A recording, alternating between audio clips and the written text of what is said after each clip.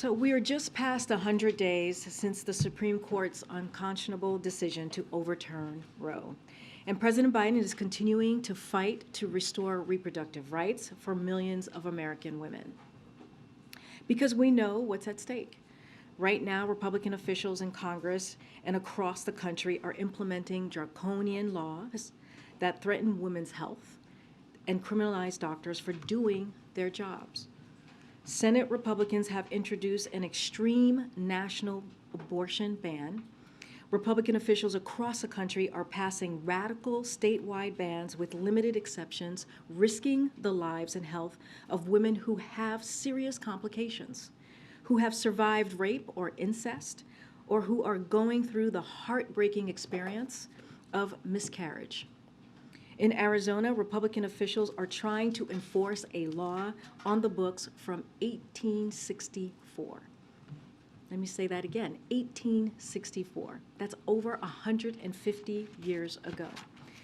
President Biden believes that Roe was rightly decided nearly 50 years ago, and that women should be treated with compassion, they should be treated with dignity, they should be treated with respect, and also have the privacy to make incredibly personal decisions. And oftentimes, let's not forget, difficult decisions about their own health care. If there are enough votes in Congress, the first piece of legislation the president is going to sign, or he will send to the Hill, I should say, next year in the new Congress, will once again make Roe the law of the land. And he will sign it into law around the 50th anniversary of Roe v. Wade. The stakes could not be higher for women across America and for the generations of women to come. With that, Sonia, you want to kick us off? Sounds good. Two topics. There are reports that the administration is considering releasing an additional 10 to 15 million more barrels from the Strategic Petroleum Reserve, and I wanted to know if you could confirm those reports, and if so, what impact do you think that release would have on gas prices? So I don't have anything to announce at this time. We, as you know, you may have heard that we are going to make an announcement tomorrow, and so I will let the president speak for himself and announce, make his announcement on what he said last week. He would have more to share on what he is doing to bring gas prices, or what he will continue to do to bring gas prices down. But I do want to add a couple of things here. Gas prices have fallen by $1.15 from their peak, which was not too long ago. The 98 consecutive day decline this summer was the fastest in over a decade. Every month, the typical two-driver family saves about $120 at the pump compared to where we were in mid-June. Every day, Americans save about $420 million at the pump compared to mid-June. Now, gas prices are falling again. Just to give you a little bit more of stats there, the average retail price is down by 5 cents over the last week. States that saw sharper increases in recent weeks are also seeing more rapid declines. Just to give you a few states, California is down almost 30 cents this week. Wisconsin is down over 20 cents this week. Oregon is down over 20 cents this week. Michigan is down about 16 cents this week. Ohio and Indiana are down 13 cents this week. And so those are the few states that we're seeing the sharp declines that are now coming down. Can you give any sort of preview on the gas price? I'm not going to get, as you know, I would get myself in big trouble if I got ahead of the president, so I'm not going to do that today. I have one more topic. Kevin McCarthy did an interview with Punchbowl that was published this morning that talked about Ukraine aid and talked about how skeptical House Republicans will be of additional Ukraine aid if they are in the majority. And McCarthy said, I think people are going to be sitting in a recession and they're not going to write a blank check to Ukraine. They just won't do it. So I wanted to know if the White House is concerned about the apparent waning bipartisan support for additional Ukraine aid, and if that would push you guys to get more aid in the lame duck, even though you just got $12 billion in the CR. So, as you know, and you kind of laid it out, that the United States has provided Ukraine with robust bipartisan support as Russia wages its brutal war against Ukraine. So we will continue to work with Congress and continue to monitor those conversations on these efforts and support Ukraine as long as it takes. We are going to keep that promise that we're making to the brave Ukrainians who are fighting every day to fight for their freedom and their democracy. We thank leaders across the House and Senate, Republicans and Democrats. As I've just said, it was a bipartisan effort who are working with us to hold Putin accountable and support Ukraine to defend itself from Russia's war crimes and atrocities. So this is, again, we're going to closely engage. We're going to closely monitor these discussions. Don't want to get ahead of what Congress might look like next year. Don't want to go into hypotheticals, but again, we're going to continue to engage with Congress on this. Thanks, Karine. Why did the president decide to give today's abortion speech in Washington, D.C., instead of a state like Michigan, where abortion's on the ballot, or in a state, Georgia, Ohio, or Pennsylvania, with a Senate candidate that's locked in a very tight race? So he's, look, for those who traveled with us those 4 days that we were out west, he mentioned the national abortion ban. He mentioned what that could mean to women across the country if we allowed that to happen, if we allowed Senator Graham to move forward with such an extreme piece of legislation, and how the Republicans are taking us backwards. So he has talked about that every time he is out there speaking directly to the American people to talk about what is at stake for Americans. Look, I don't want to talk about, or I can't talk about politics from here. I don't want to get into that conversation. As you know, I'm limited on what I can say. But look, the president's going to continue to talk about his longstanding commitment for reproductive rights, and there's a clear difference, as I just laid out. There's a clear difference into the approach.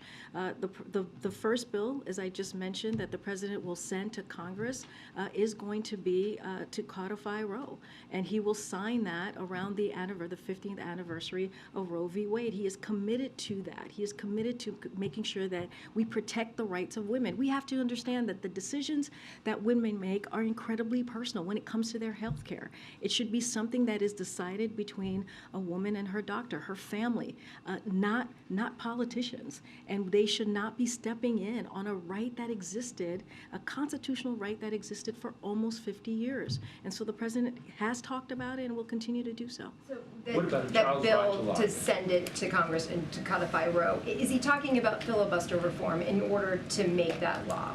Well, he talked about that already. He was very clear a couple months ago about how he would approve a carve out for the filibuster as it relates to this issue. So he has already made himself very clear on that.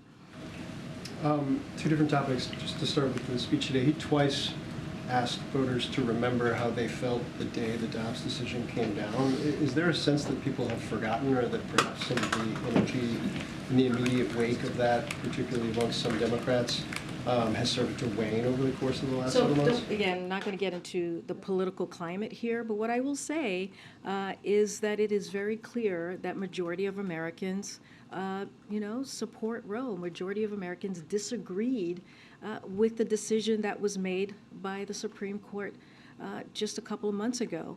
And so I'll just leave it there. You see that in polling after polling after polling. And so the president is going to continue to talk about the issues that impact the American people. And this one, majority of Americans have been very clear where they stand on Roe. And then separately on Ukraine, given the targeting, particularly of energy infrastructure, I think the WHO warned that there's the potential for a spiraling humanitarian crisis. There's been a significant amount of U.S. economic aid that has gone along with the military assistance, but is the administration considering anything specific now to kind of triage at the moment where this has become a very acute and real crisis? So don't have anything specific to preview or announce today.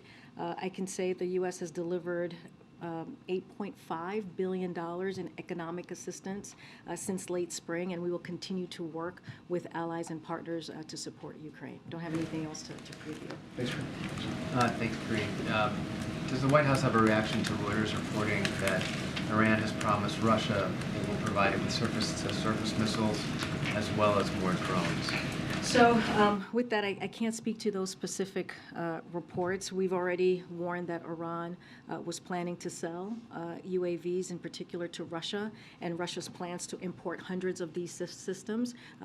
Jake Sullivan was here at this podium just months ago when he made that announcement and made that very clear. So we will continue to vigorously enforce all U.S. sanctions on both the Russian and Iranian arms trade, make it harder for Iran to sell these weapons to Russia, and we will stand with our partners throughout the region against the Iranian threat, and we'll continue to surge unprecedented security assistance as we have done throughout this past year, over $17 billion in security assistance to Ukraine, including air defense and working with allies to enable transfer of air defense system of their own to Ukraine. So that is our commitment, and we will be there with the Ukrainian people. Just one follow-up on Phil's question. The threat from these infrastructures, or power stations, et cetera, pieces of infrastructure in Ukraine being demolished, must increase concern about Ukraine's ability to have power, to have water and heat. To what extent is that concern present in the White House, and how is that going to affect aid going forward? No, it's a good point. The attacks that we have seen from Russia into Ukraine have been very deliberate. They have been, to your point, infrastructure, energy, security for the people of Ukraine. They are what it looks like. We don't want to get into the head of Putin. He is trying to make sure that the Ukrainian people suffer.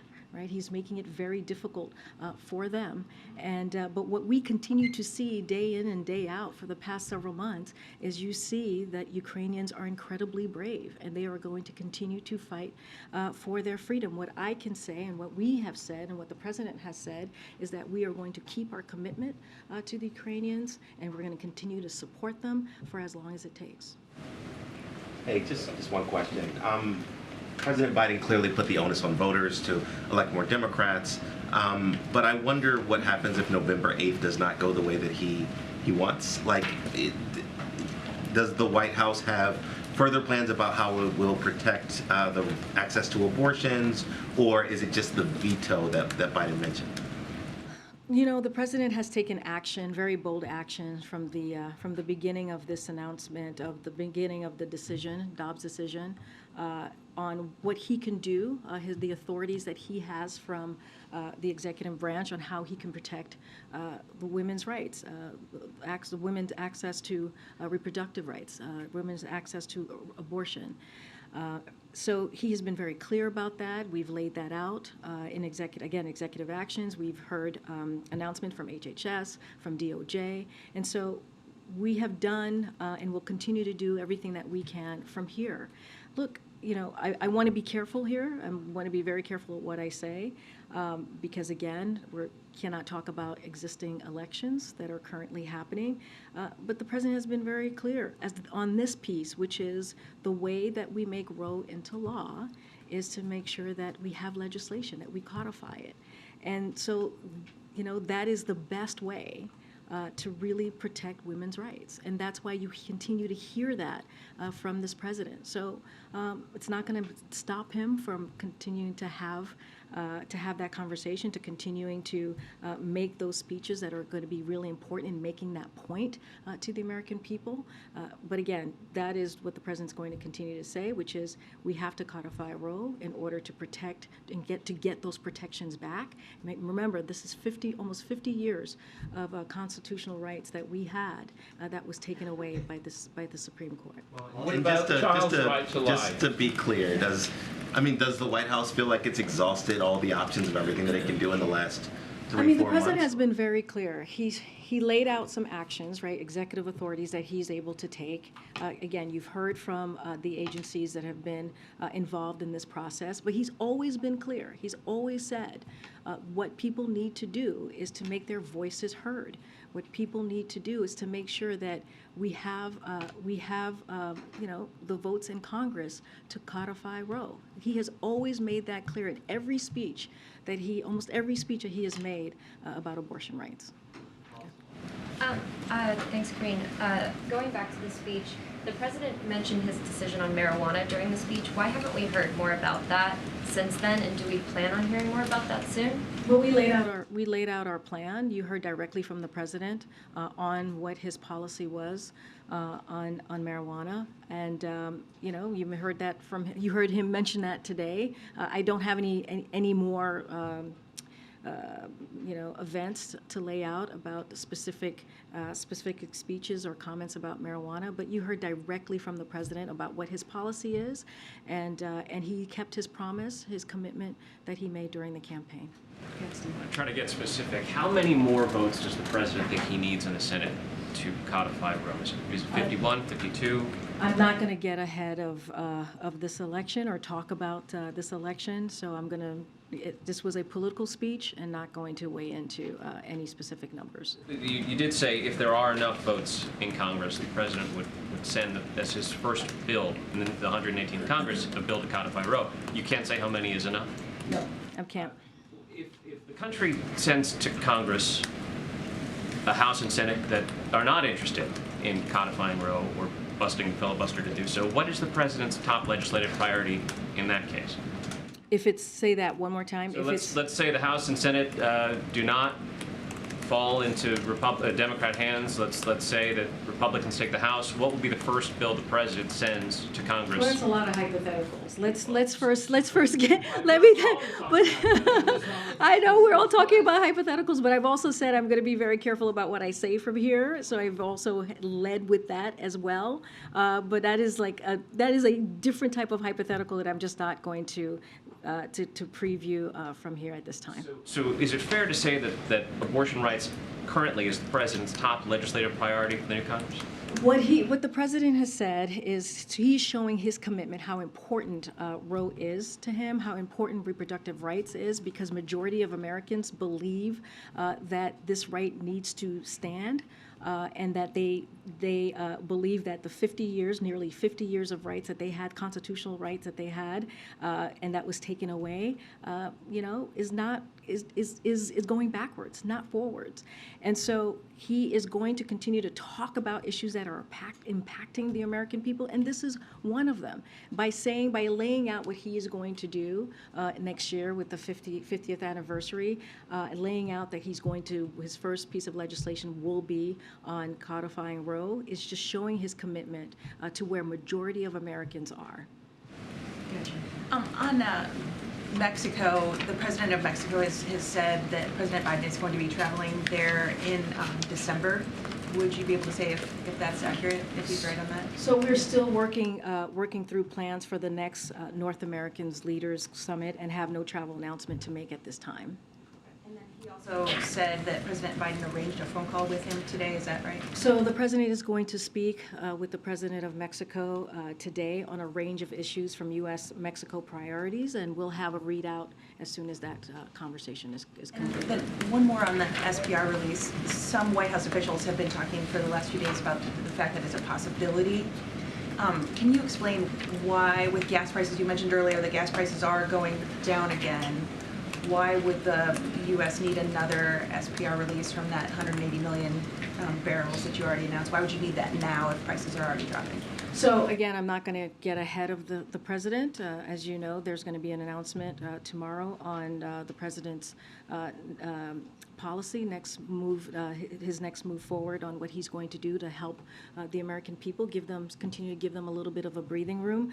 But President Biden has said for months how he is committed to doing everything that he can in his power to address Putin's price hike. He has said this on almost every speech that you've heard him talk about when it comes to gas prices and what the American people are seeing and feeling at the pump, and he's been delivering on that. So, as you know, gas prices have indeed come down. I just listed some of the states where we had seen an increase, and now we're seeing a decline this past week. They came down at the fastest pace in over a decade this summer and have continued to fall in recent days.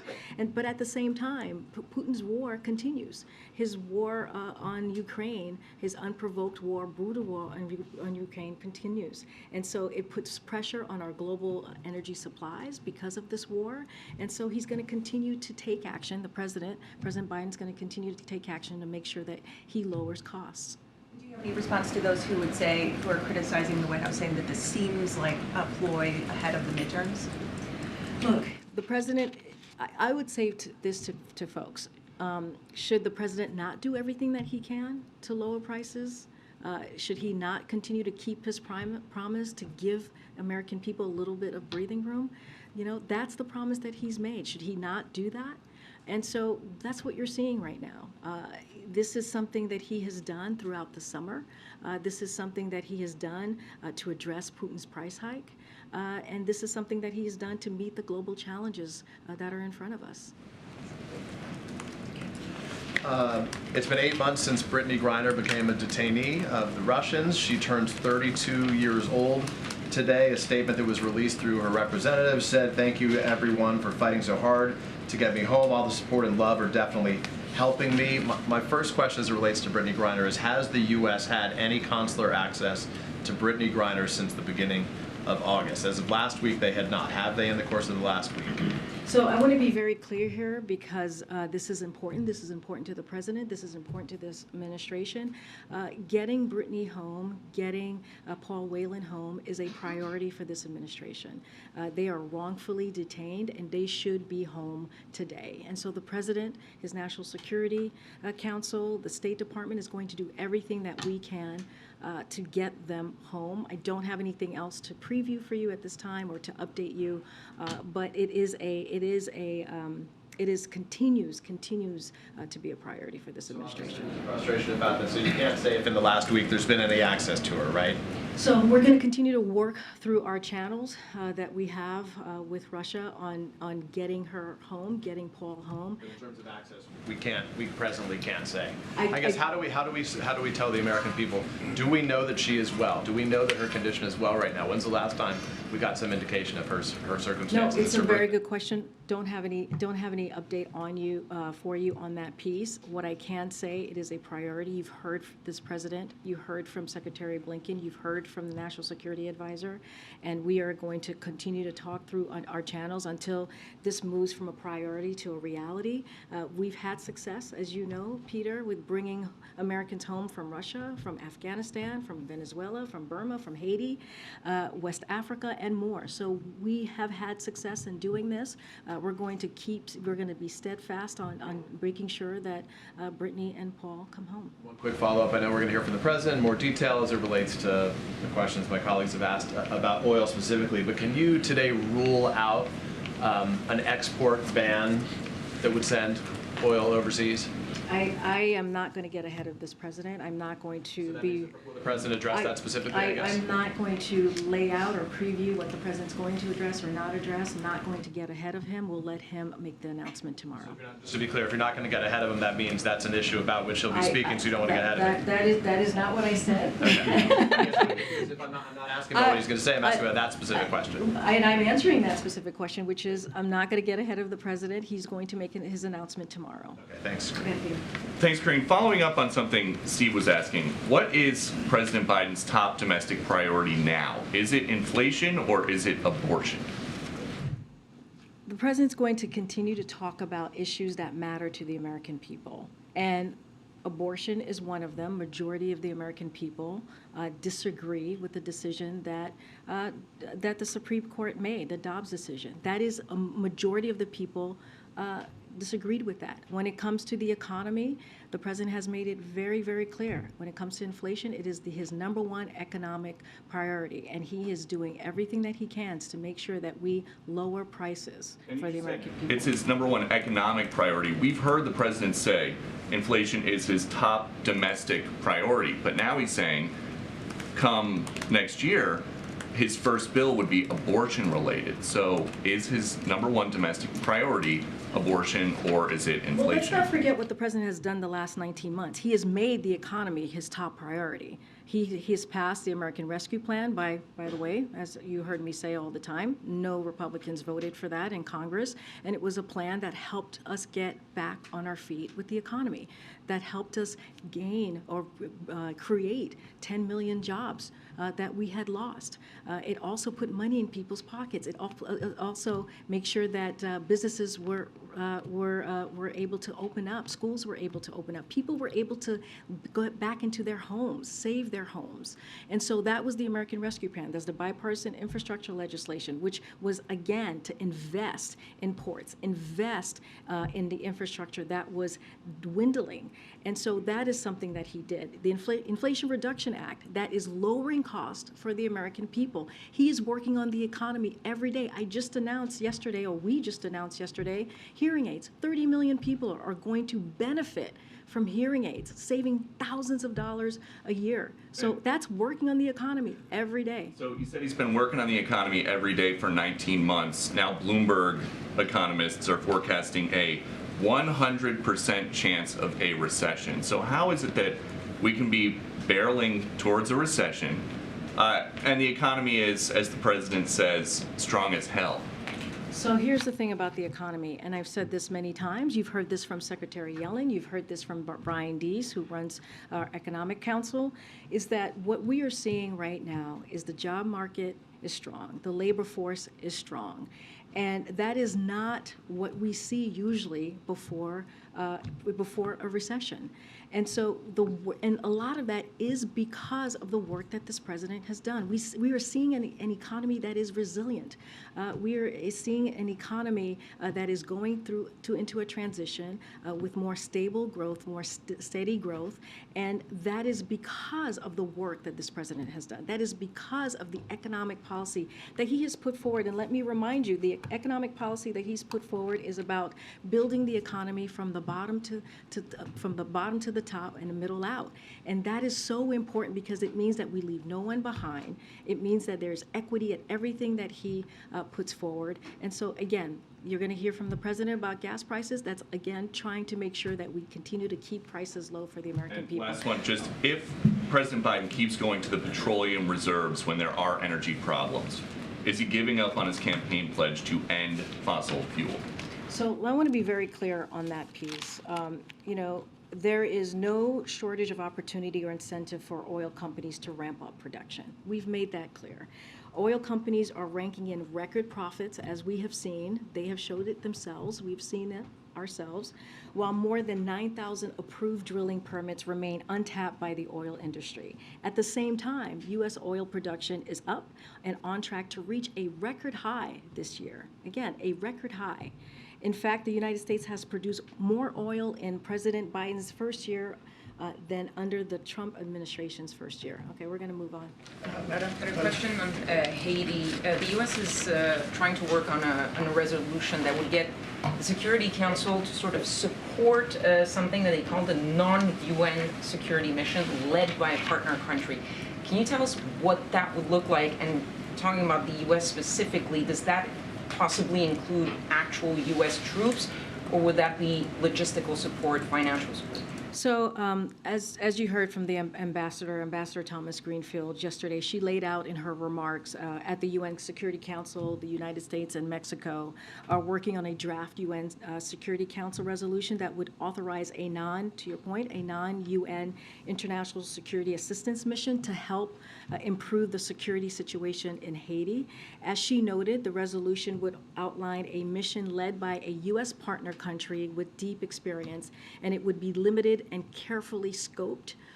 That is what we laid out yesterday. Conversations are ongoing with partners with necessary experience that have expressed the interest of leading that effort and contributing to a non-UN mission and playing leading or central roles in the effort as well. As I just stated, the United States is considering the most effective ways to directly support, enable, and resource such an effort. Again, conversations are ongoing on how to move this process forward. There's still a possibility or consideration for possible U.S. troops, or is that off the table? Again, it is ongoing conversations on how to move forward. I'm not going to lay those out right now. Madam, Thank you. I have two questions. One is domestic and one is foreign. Okay. On domestic, the New York Times poll showed yesterday that more than a third of independent voters and a smaller contingent of Democrats said that they are open to supporting candidates who reject the legitimacy of the 2020 election. So while you're highlighting the abortion issues, obviously the voters are focusing on recession, inflation, and economy.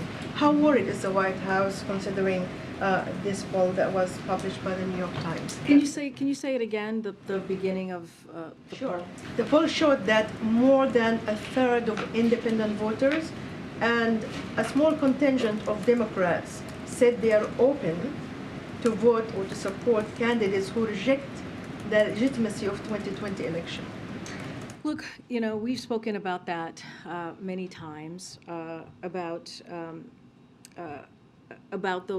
those who voted in, and I want to be careful, well, it's a past election of 2020 and how they, and the legitimacy of 2020. Look, when the president came into office, he understood the importance of his election, the importance of the moment that he was in, the importance of bringing people together. And so, we are aware of that. We are aware of how people may feel about the last election. But the president's going to stay steadfast on the American people. He has always said he is a president for people who voted for him or in people who didn't vote for him. He's a president for people who live in red states and blue states. It doesn't matter to him. But also, that's why you hear him talk about the importance of democracy, the importance of making sure that we protect and fight for our democracy. You heard him give a very powerful, thoughtful speech not too long ago in Pennsylvania about this very issue. And so he's going to certainly, you'll continue to hear from him how important it is to make sure that we live up to our, to who we are as a country. And also on foreign policy, President Zelensky thanks the Saudis for giving $400 million in humanitarian aid. Do you welcome this? And considering your grievances against OPEC Plus, that whatever they did was indirectly helping the Russians?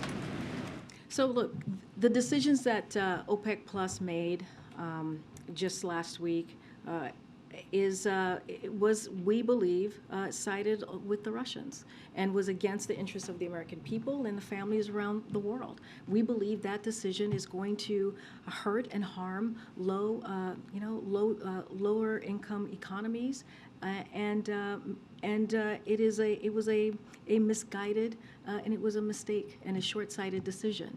And so, look, we've talked about what the president's going to do next. He's going to reevaluate his relationship with Saudi Arabia. This is something that he has talked about since the beginning of this administration. He wants to do it in a bipartisan way, which is the way it has been done for the last 8 decades, where we talk about our relationship with Saudi Arabia. So he is going to do this in a methodical way, in a strategic way, and he is going to certainly get input from members of both parties. But it doesn't take away. I know what you just laid out, the assistant, but it doesn't take away what OPEC Plus did. That decision was a mistake. And so, again, we're going to reevaluate that relationship, and we'll have more to share. Madam, thank you, madam. Go ahead, this one. Yeah. Thank you so much. No.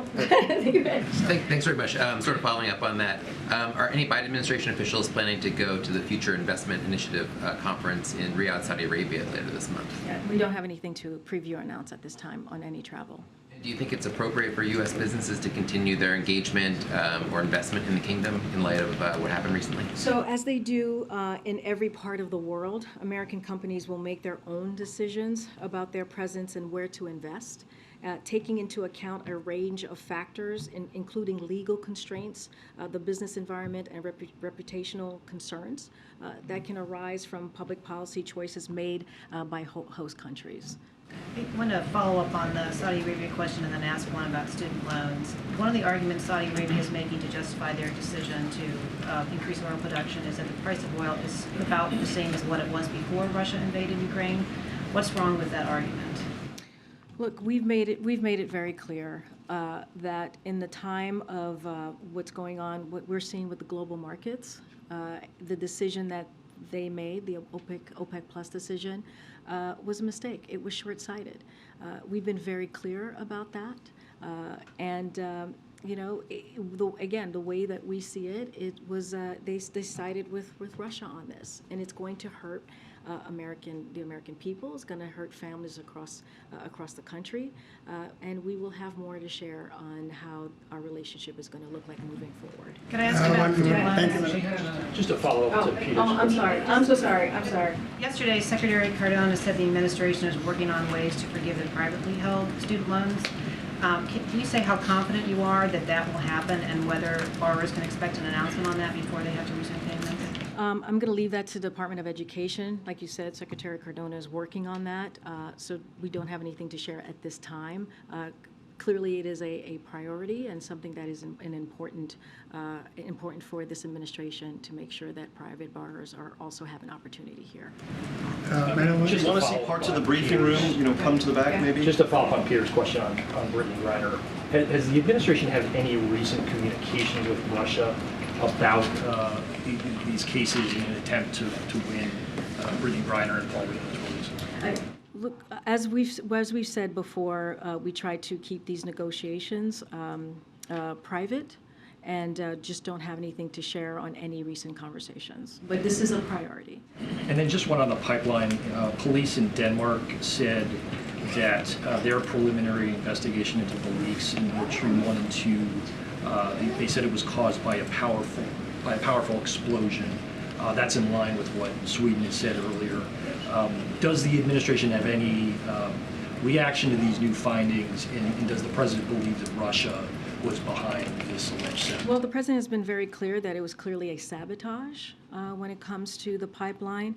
We've also said we know this investigation is going to take some time, and it's going to be a long process before we get to the end of it. So don't want to get ahead of the investigation. I'm going to go to the back. Thanks, Karine.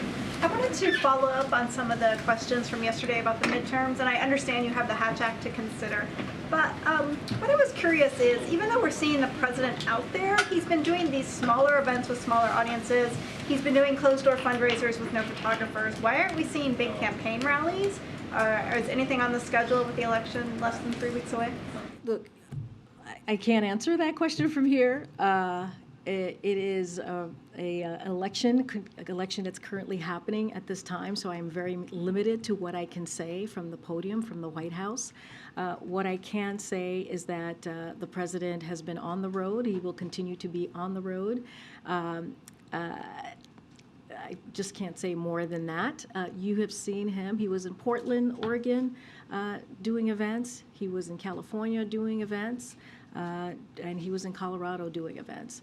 I will say that they were all pretty well attended, but I'll leave it there. Also, just follow up. He has been doing less travel than, for example, what we saw President Obama do in the first in October of 2010. Can you give anything about the schedule, anything that may be coming up, any stops he may be doing?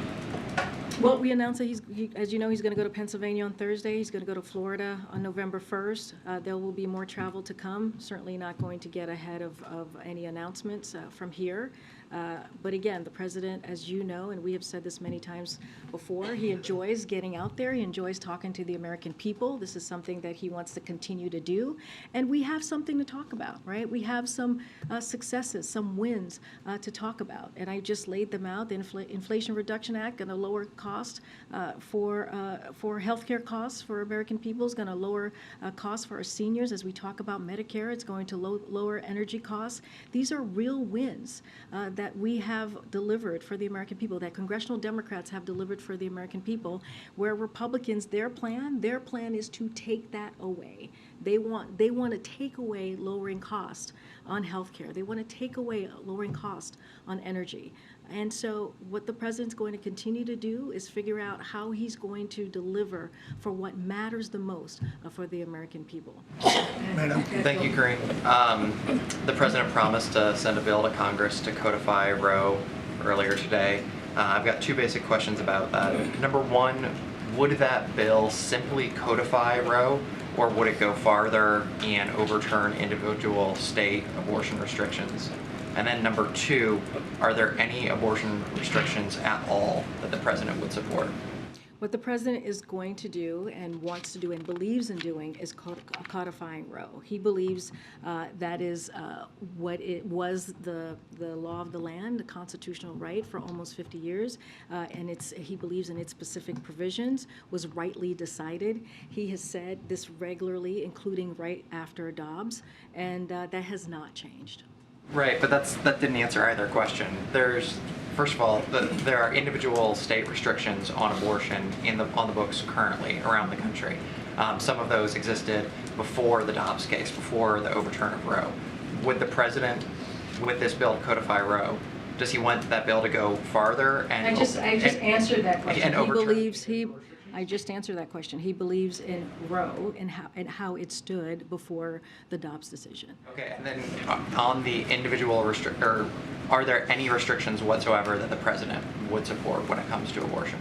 He believes in the provisions that Roe had, and that's where he stands. I would suggest you reading it so you get a sense of what the president stands and what he wants to see. All right, shifting to a different topic then. Why is it that the president was talking about nuclear Armageddon behind closed doors to political donors 2 weeks ago, rather than speaking directly with the American people about that topic? Well, there was press, there were a few of your colleagues that were in the room.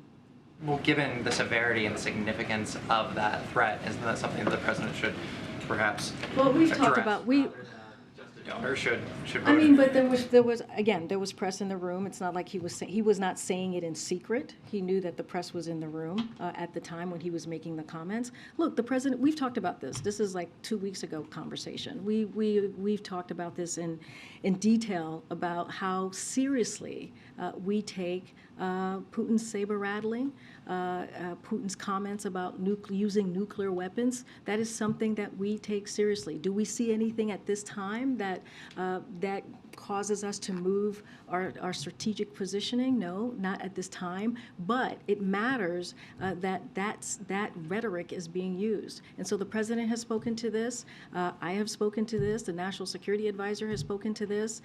Again, it was not in secret. The reason why you know that it happened is because there were reporters there. Go ahead.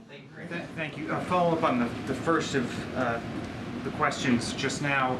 Is there any chance that OMB may put out the text of whatever this legislative proposal is before, say, a Democratic majority on January 3rd of next year, that people can see exactly what the legislative language is that is being proposed here? Because the bill that they voted on Capitol Hill a couple of times, the Women's Health Protection Act, was broader than what I believe you're talking about now. Well, as the president said, that he would send this piece of legislation, right, to Congress, and he believes Roe and its specific provisions should stand. That's what this piece of legislation that he would write, that he would send to Congress would look like. And he's been very, very clear about this. He made that statement when the Dobbs decision was decided in June. He is very, very clear that the Roe's decision was rightly, when Roe was first put into place, that was in its form, was rightly decided, and that's what he wants to see, and that's what you're going to see he push forward in the next Congress. I'll follow up on the student loan question that was asked a little earlier too. The president yesterday, for those of us who were in the South Court auditorium, mentioned the concerns about the legal challenges. Is there a message to the people, the tens of millions of Americans who are signing up for this forgiveness right now, who may be eager to see it actually come into their accounts, who may face the possibility that at least for a while there's a federal judge somewhere who stops it? Look, the president is committed to this, right? This is a policy that he put forward because he wanted to give a little bit of breathing room to the American people, to the middle class. This is also a campaign promise that he wanted to keep because he knew how important it was to so many people. We're talking about almost 40 million people who are going to get borrowers, who are going to get who are going to be able to get the effects of this policy. 23 million people are going to see their debt, their college debt, already wiped away. That matters. That matters. We're talking about 90% of the folks who are going to be, of the borrowers who are going to be getting this relief are making under $75,000. So he's committed to this, and he's going to make sure, do everything that we can to make this an easy process. And we've seen that already from the website. And the thing to remember, I think the question to ask, or the thing to actually really think about here, is what Republicans are trying to do. When you look at these lawsuits across the country, they're coming from Republicans.